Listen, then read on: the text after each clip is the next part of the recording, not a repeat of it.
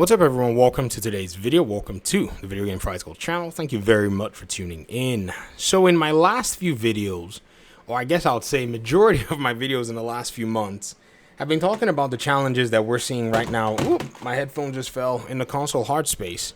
And I think right now, rethinking exactly how we've kind of taken a look at the console strategy is much more, in my opinion anyway, significant than it has been. Now, if you love gaming, you don't care about all of this stuff, I understand. Feel free to, maybe just tell me to go make another video sometime, and I'll be happy to make a video that probably piques your interest. But this is actually, in my opinion, very interesting because it's something I've been looking at for a while.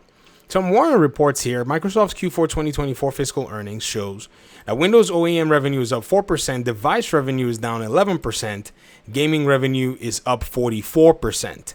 Xbox content services, basically have gone up by 61%, and hardware is down by 42%. The full details are actually in this article. We're going to take a really interesting look at this because, like we've always kind of, noted, Microsoft and Xbox kind of put aside this console, paradigm. They basically looked at it. They saw there's no way we could keep up by making these $200 million games with PlayStation. Why don't we find something else to do? It seems like they did. So this particular article says Microsoft just posted this. A software maker made $64 billion in revenue and net income of $22 billion during Q4.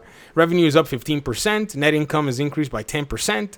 Microsoft's intelligent cloud revenues, which include the company's server products, were up by $28 billion overall, which is a chunk of this, and up 19% year over year. Revenues from part of the Microsoft business now make up nearly 45% of all revenue. While cloud revenue is strong once again, Microsoft's consumer devices continues to dip. Xbox hardware revenue is down again. Surface revenue has now declined 7 consecutive quarters in a row. This thing, they need to stop it, man. And then basically Windows is up 4%. And also when you think about like how things are going, the Xbox gaming side is where we're basically pertinent with, right? Xbox content and services revenue, which includes Xbox Game Pass, is up by 61% this quarter.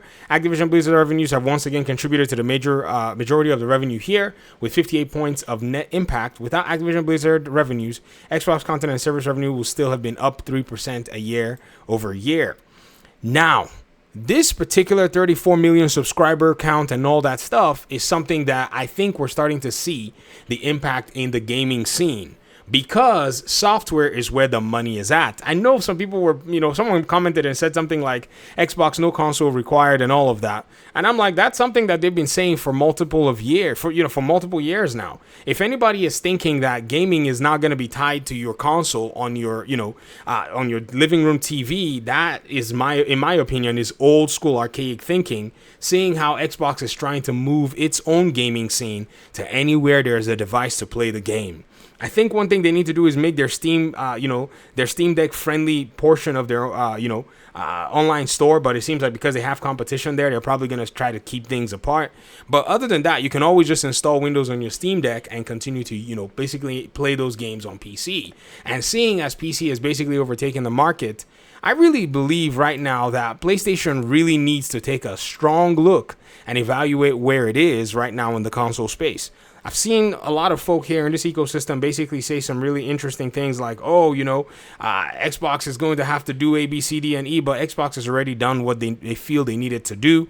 They've bought PlayStation's most profitable third-party publisher, Activision Blizzard, which has basically raised their revenue. PlayStation is going to still be making some money off of this, but not as much as they did.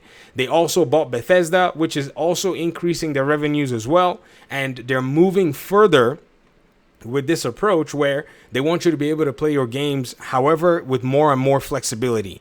Sticking with the box is eventually going to do PlayStation in. This is, in my opinion, something that we're going to be seeing very soon. If anybody didn't notice, in the middle of the summer here, PlayStation has basically set up a sale. It's called Back to School Sale, where they're trying to, basically sell off some of the PlayStation VRs with a heavy discount, as well as PS5 consoles as well.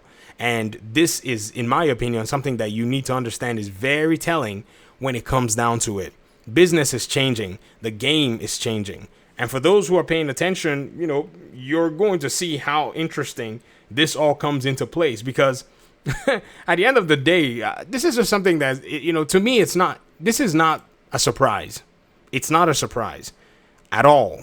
I mean, when we saw the Insomniac leaks, that's when my suspicions were confirmed that PlayStation needed to pivot in its strategy heavily. Not in the way that they're doing it, where they're basically sitting here and, using second party and trying to go and, partner with, Chinese developers for, whatever it is that they're trying to do, because they basically are changing, a lot of their regions right now, basically going to, developers in China. That is probably not going to be enough to actually save them, because the developers in that market seem to be very interested in making their games available. They're trying to establish themselves. And so most of them are not necessarily always going to be on the same terms as the same developers of, say, Stellar Blade, which is a Korean developer. But if you think about it, another Korean developer that did Lies of P basically went to Xbox and all the platforms. So it's more of a 50-50, angle in that regard. And it seems like many right now are going to be looking at the possibility of having the availability and leveraging Xbox and what it's actually put in place, because it's a platform more than anything. So that's pretty much my video. I'd love to hear your thoughts in the comment section. Hopefully we'll talk pretty soon in another one. Peace out.